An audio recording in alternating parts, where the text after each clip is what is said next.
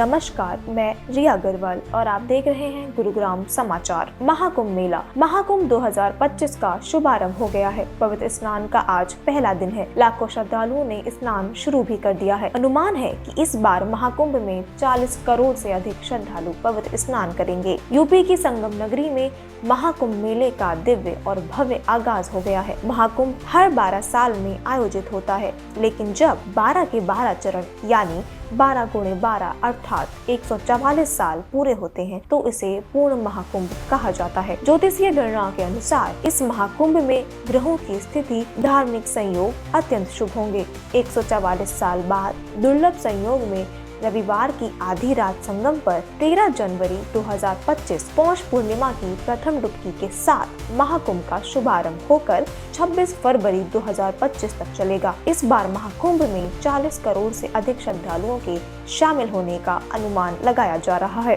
महाकुंभ के पहले दिन से प्रयागराज में श्रद्धालुओं की भारी भीड़ जुटने लगी है। हजारों श्रद्धालु त्रिवेणी संगम में पवित्र डुबकी लगा रहे हैं। यह गंगा, यमुना और अदृश्य सरस्वती नदियों का पवित्र संगम है। आइए जानते हैं कुंभ का पौराणिक महत्व। ज्योतिषियों की माने तो जब बृहस्पति कुंभ राशि में और सूर्य मेष राशि में प्रवेश करता है तब कुंभ लगता है। कहा जाता है कि समुद्र मंथन के दौरान अमृत कलश निकला था, जिसे पाने के लिए देवताओं और असुरों में होड़ मच गई थी। तब भगवान विष्णु ने मोहिनी रूप धारण किया था और असुरों को छलकर अमृत केवल देवताओं को ही पिलाया था। लेकिन इस दौरान कलश के अमृत की कुछ बूंदें छलक कर धरती पर जा गिरी थीं। ये बूंदें 4 स्थलों में गिरी थीं और 4 स्थल थे हरिद्वार, प्रयागराज, उज्जैन और नासिक। इसी वजह से इन्हीं 4 स्थलों पर महाकुंभ मेले का आयोजन भी होता है। सवाल ये उठता है कि हर 12 साल के बाद ही क्यों आता है कुंभ मेला? तो इसके पीछे का कारण यह है कि अमृत के लिए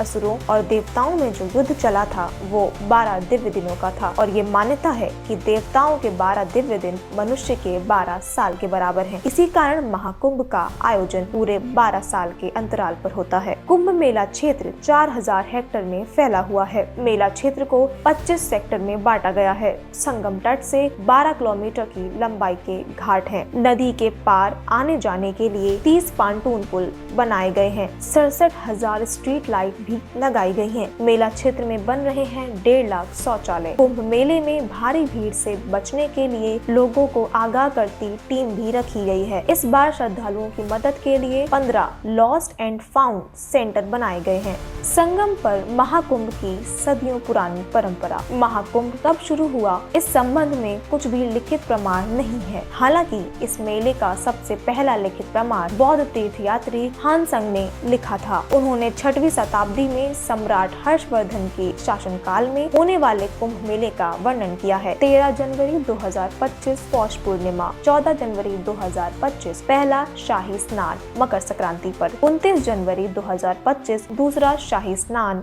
मौनी अमावस्या, 3 फरवरी 2025 तीसरा शाही स्नान बसंत पंचमी, 4 फरवरी 2025 अचला सप्तमी, 12 फरवरी 2025 माघी पूर्णिमा, 26 फरवरी 2025 महाशिवरात्रि अर्थात अंतिम स्नान। अगर आप भी यात्रा की योजना बना रहे हैं तो ऐसे करें तैयारी। कुंभ मेला 2025 के शीर्ष आकर्षण त्रिवेणी संगम। माना जाता है कि इस पवित्र स्थान पर स्नान करने से आत्मा शुद्ध होती है और सारे पाप धुल जाते हैं। नागा साधु कुंभ मेले के मेन आकर्षक हैं, जो अक्सर राख से ढके रहते हैं और कम से कम कपड़े पहनते हैं। अखाड़ों के नाम से जाने जाने वाले विभिन्न संप्रदायों का हिस्सा हैं। अखाड़ों के अपने रीति रिवाज और अनुष्ठान हैं और शाही स्नान के दौरान उनके जुलूस देखने को मिलते हैं। सांस्कृतिक कार्यक्रम और भक्ति संगीत, संगम पर शाम की आरती जैसे कई आकर्षक केंद्र हैं। मेले से आर्थिक और सामाजिक प्रभाव। कुंभ मेला प्रयागराज में रोजगार पैदा करता है और पर्यटन को बढ़ावा देकर स्थानीय अर्थव्यवस्था में भी योगदान देता है। विक्रेताओं